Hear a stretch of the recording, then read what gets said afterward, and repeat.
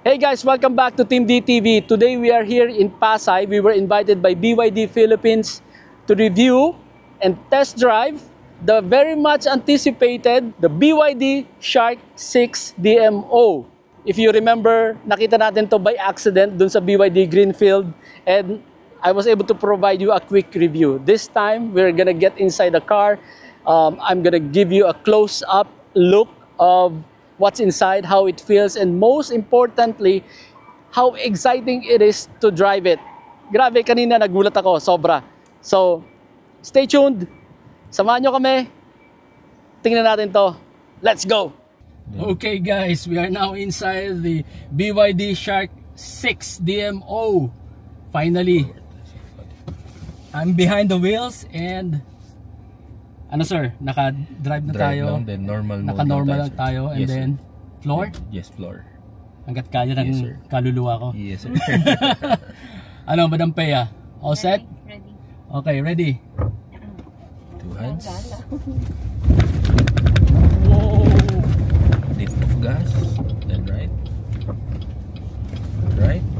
Right. Left. Follow road. Sarap ng suspension. Then brake. Then left. Brake. Then left. Then right, sir. Dito, sir. Yeah. Then right. Woohoo! Akala mo Yes, sir. itatapon sa likod eh, no? Yes, sir. Kaliwa tayo. Yeah. Then full stop. Dito tayo, sir. Ang sarap ng suspension. Gawa-ganun-ganun lang, Yes, oh. sir. No? Salo ka lang ng salo, sir. Parang correct. na-imagine ko yung ano, yung double wishbone yung suspension sa likod, laro ng laro. Unlike sa ibang pickup, yung likod ramdam mo na mas matigas eh. Ito pareho eh. Front and rear pareho. Naka-normal pa yan, hindi pa yan naka-sport. Yes. Pero pag naka-normal tayo, all-wheel drive na yan. Yes, sir. Kasi ang alam ko kapag naka-eco mode, front wheel drive lang Yes, to. sir. Okay. Kumbaga siya na nagdi-distribute kung kailangan niya ng rear, kailangan niya ng front. Yeah. Kumbaga each tire siya na nagdi-distribute lahat kung anong kailangan. Okay, Kaya sir? very stable yung pakiramdam. Yes, sir. Good to Alright. go, sir. Floor. Ready, pabot? Ready. Okay. Floor.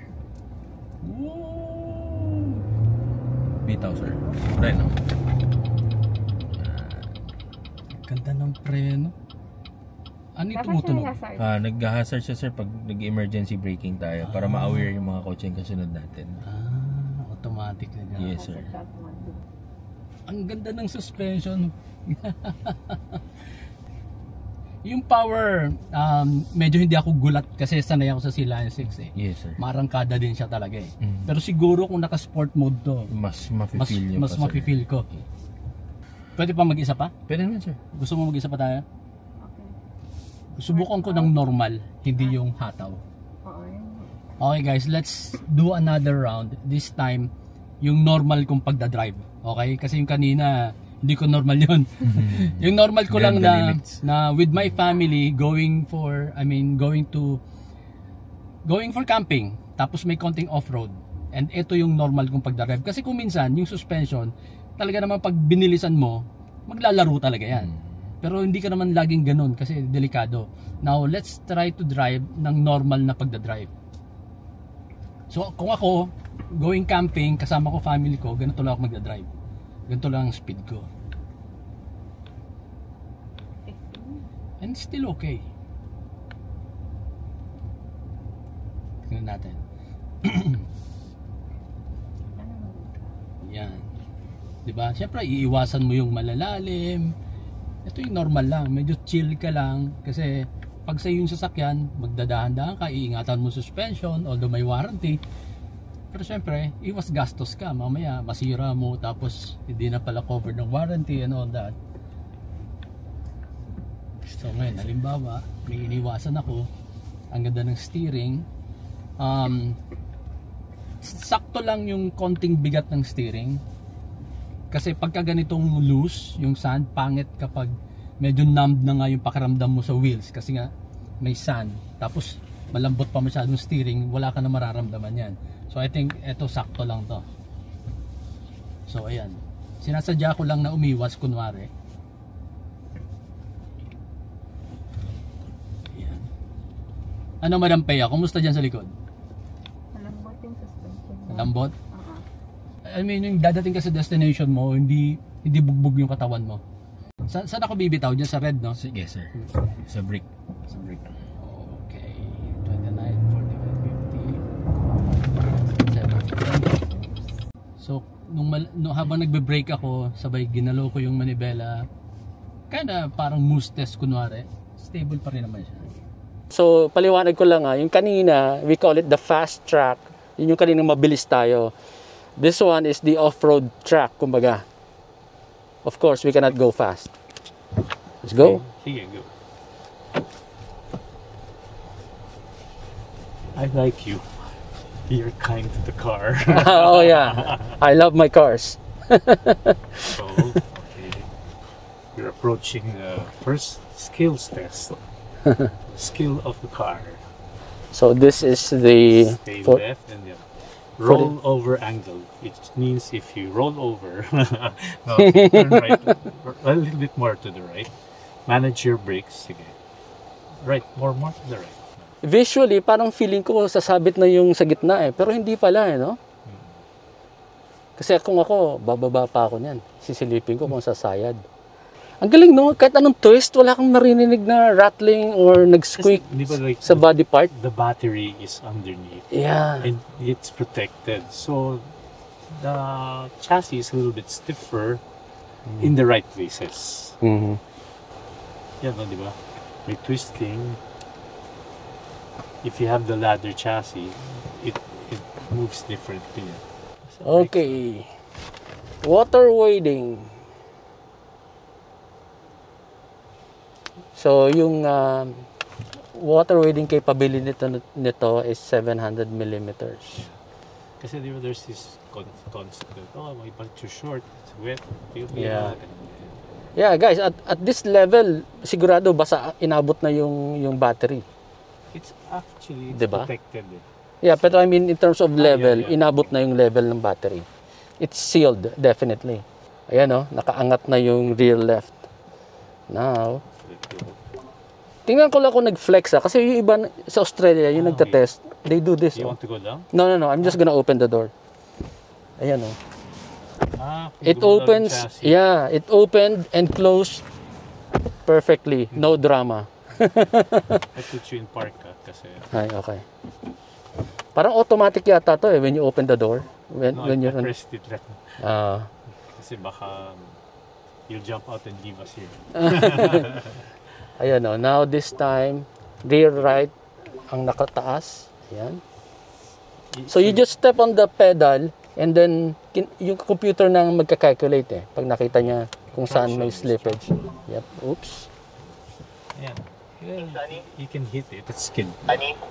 You stay right. Okay lang. Move to the right a little bit more. Para if I roll over, makakabawi ako sa'yo. You don't need to change anything. So, konting gas. Pakiramdaman mo. 31 degrees. Yeah. You're good. You're good. You're good. All my weight is in my back. Stay. Brake. Slow down. Para it splashes. Okay, a little bit more. Order, nagpe-prepare lang sila. Sige. Okay. Yeah. Ngayon, the downhill assist, it's on na. It's on na. Okay. So you can try it. If you feel strange, just be ready with the brakes. Oh, you were ready. Ito di ba?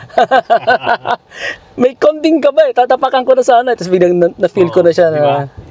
But it's And tama lang yung speed niya kasi I've driven other cars na may hill descent control. Sobrang bagal. Ito tama lang. Up to 8 kilometers per hour. The front fascia of the Shark 6 DMO, at first glance, you might say it's the familiar C-clamp headlamps from Ford. But not really, it's bolder and more aggressive. And then there's an LED bar in the middle connecting the two. So no, they're not the same. In terms of dimensions, the Shark 6 is 5,455 millimeters in length. It's the longest truck among the more popular brands. The width is 1,970 millimeters. It is narrower than the Hilux and Ranger. The height is 1,925 millimeters. It is the tallest. The wheelbase is 3,260 millimeters, 10 millimeters shorter than the Ranger. It has 650 Newton meters of combined torque of the two motors. It has 100 more than the Hilux GRS. Between the premium and advanced, the main components like the battery, motors, suspension, infotainment, etc., they are all the same. The only difference is the ADAS. The premium has adaptive cruise control, lane departure warning, intelligent high beam, and heads-up display. As for the exterior, the premium has roof rails and sport bar. But anyway, what truly counts is what's under the skin of this truck. The Shark 6 is a plug-in hybrid with a big 29.6 kWh battery. That's already big for a hybrid compared to other brands. Ay teka, meron na bang electric truck available currently in the Philippines? Wala pa yata. Driving the Shark in full EV mode can get you up to 100 kilometers. And with a 1.5 turbo gas engine and 60 liters fuel tank, it can extend your range up to 800 kilometers. Panalo, di ba? Drive ka lang ng drive, tuloy-tuloy ang adventure. And eto pa, it has DC charging. Remember, we had a video of the AC Mobility Power on Wheels where we were able to charge the tank so fast pero hindi pwede kay Panchita kasi walang DC fast charging. Eto dito sa Shark 6, meron na. Nice, di ba? The BYD Shark 6 DMO already has the cell-to-chassis technology, meaning the blade battery is integrated with the ladder frame of the truck. The chassis provides better protection for the battery. The truck is lighter because the battery cells do not need a battery pack. No battery pack means the battery cells are cheaper to manufacture and cheaper to replace in the future. It has the DMO technology. It's dual motor, front and rear, which means it's all-wheel drive, with a combined torque of 650 Newton meters that can propel the truck from 0 to 100 kph in just 5.7 seconds. The first time I saw the rear double wishbone suspension, I already knew what to expect and I was not disappointed during the test drive. The 835 kilograms payload and 1,200 liter load volume are nice to have. I don't need that much for my use case. It has a maximum towing capacity of 2,500 kilograms and 31 degrees maximum climbing angle as you saw during the test drive. But you know, I don't really have those scenarios in my normal driving condition. This truck is made tougher and more capable than the actual requirements of the majority of its buyers. Pero the 6 airbags, hill hold control, and hill descent control, yes, importante yan. Pag-usapan naman natin yung ilalim, isa to sa sinasabi ko why EV is the future. With my previous 4x4 SUV, you will see here a drive shaft or propeller connecting the engine from the front and the rear differential. So, tatakbo yung propeller from the front to the rear. Ganong kahaba yon. Alam nyo yung mahabang umiikot. Tapos, meron pang transfer case for the front drive shaft to drive the front wheels. Can you imagine how many heavy moving parts those are?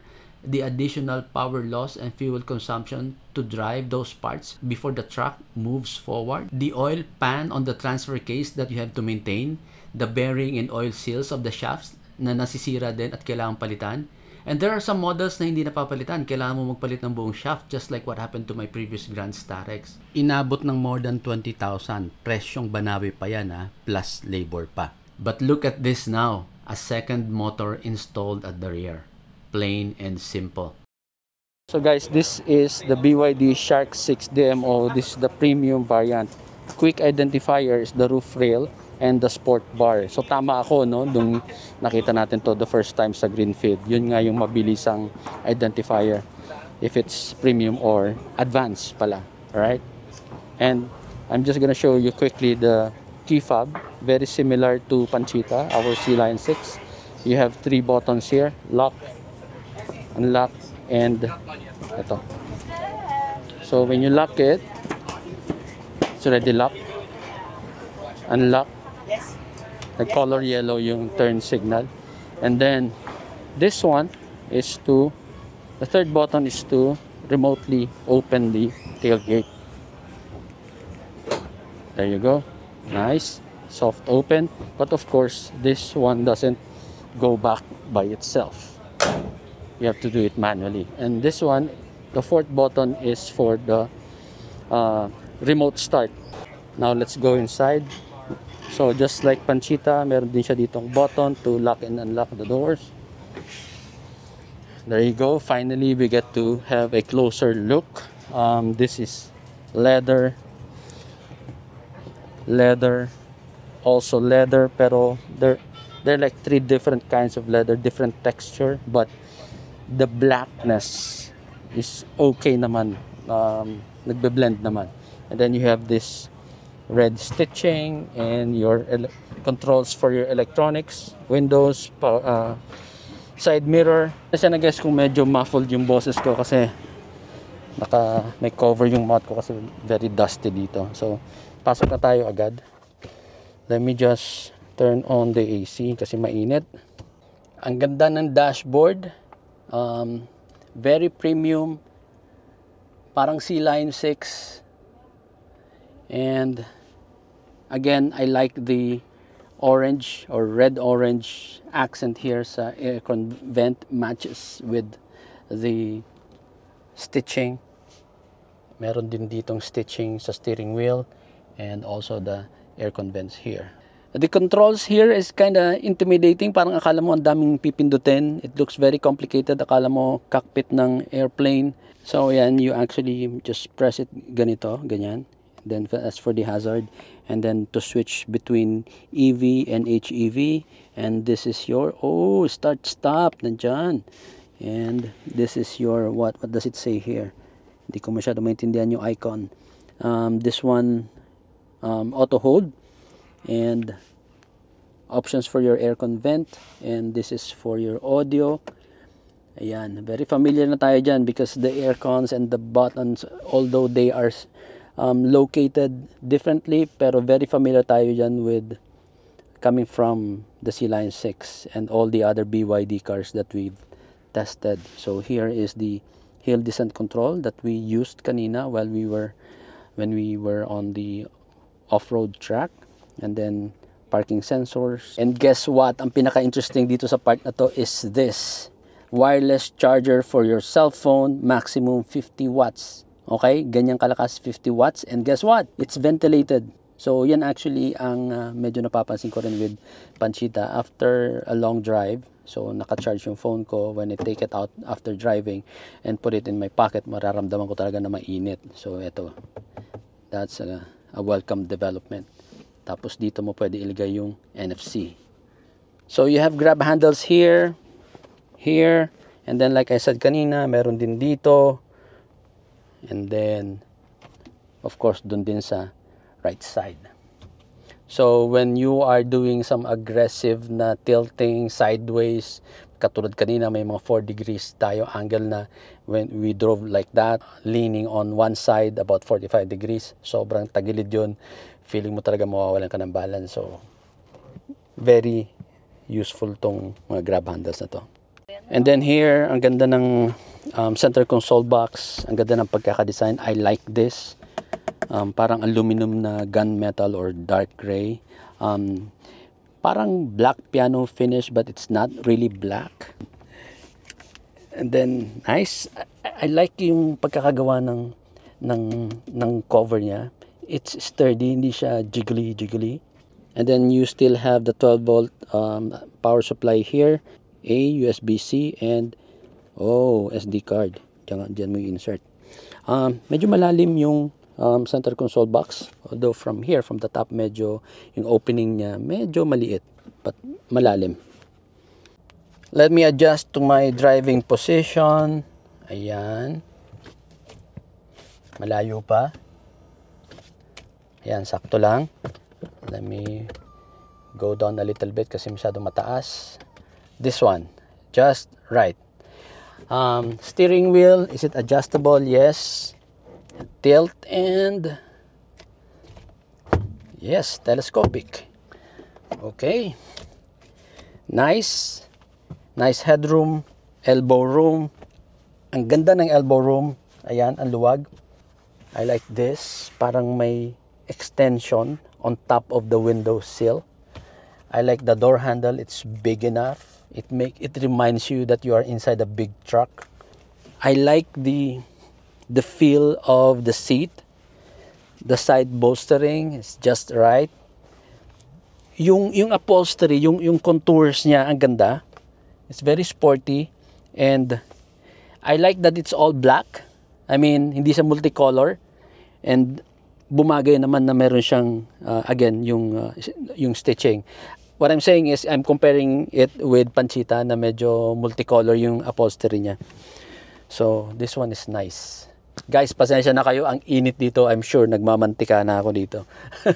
So bibilisan ko na lang. I must say, so there's no perfect car. Ang medyo di ko lang gusto talaga is the white or the gray headliner. Alam niyo naman ako, bias ako. Gusto ko talaga black kasi mas madali i-maintain. But other than that, meron kang vanity mirror with LED. Same here sa passenger. And then up here, meron kang map lamp that are touch sensitive. Parang typical na yata ngayon ng mga nilalabas ng BYD. They're all like that. And then your eyewear holder. What else? That's it. Wala tayong sunroof. I like what they did here sa dashboard. They could have just made it flat and simple. Pero hindi. Marami siyang mga curves. May mga design. And then here, it looks like meron kang storage, but actually, the signal from the heads-up display is coming from here. So, yeah, since this is the advanced, this is the premium variant, meron tong heads-up display. And just like any BYD car, this one can be changed from landscape to portrait and then back to landscape. Okay, let's move here sa second row. You have a grab handle that will help you get inside the truck. Ayan. Oh, pag upo mo pa lang. I like the cushion. It's not very soft. Hindi rin siya hard. Sakto lang. Let's close the door. Same. Nice elbow room. This is my driving position. Ang luwag-luwag. 2 fists. Nice headroom. And I also have an LED that's also touch sensitive. Parang 2 levels yung brightness niya. Ayan. There's level 1 and then level 2. Grab handle here. Nice. And then center arm rest with 2 cup holders. Can a third passenger sit here? Oh, comfortably. Yes. So dito sa gitna, mas softer yung cushion. So if you notice, pag upo ko, mas lumubog pa ako, diba? And then I have my own headrest here. 2 aircon vents here. A small storage for your cell phone. Let's see. Sorry guys, so dusty na yung shoes ko kasi malikabok sa labas. This is an S24. Ayan. And then you have USB ports here, USB-C, USB-A, and you have a 220. Oh, akala ko 12 volt lang. 220 volt, 15 amperes max. Ayan, so you can plug your laptop here. If you are working remotely, you can stay here at the back and plug your laptop there. Back pockets here. Nice. Ang ganda rin ng design dito sa likod. Parang, it's trying to please the rear passenger. Pag tinignan mo, parang chiseled arms, no? Macho on the thing. So, yeah. Guys, I'm only 5'6", so I think 3 of me can sit comfortably here, even on long trips, even going to Bicol. Nice. Okay, let's see what we have here sa ilalim. Oops, there's really nothing much. Akala ko meron man lang kahit konting storage. I can see some electronic parts. I don't know what exactly it is. This one, do not step. There's a sign not to step on it.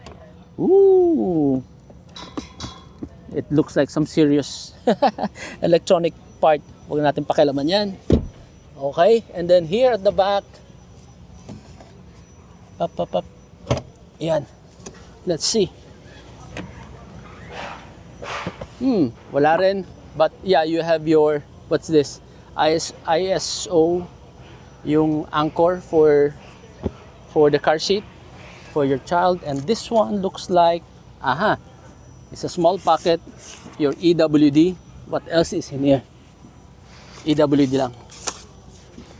Okay, let's go to the rear. There are 4 ways to open the tailgate. One is dito sa key fob, alright? And then there's a button here.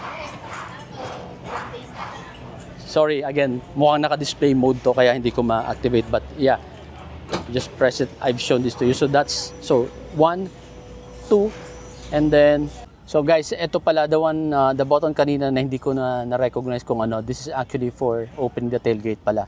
So this is the 3rd way to open the tailgate, and the 4th one is nandito sa screen.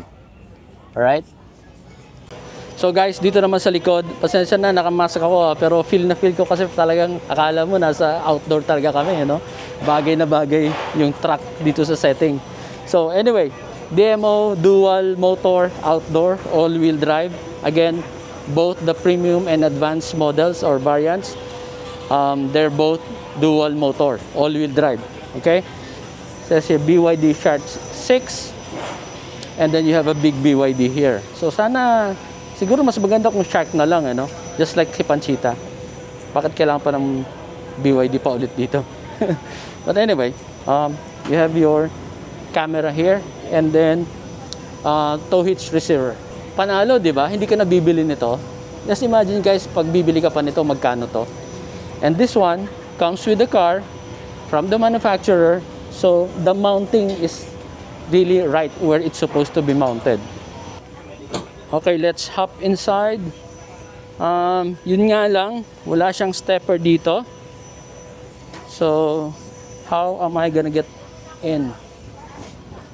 Walang ibang way kundi dito or via the tires. Kasi medyo mababa yung ground at maliit ako. So medyo hirap ako umakyat dyan. I can just go up here.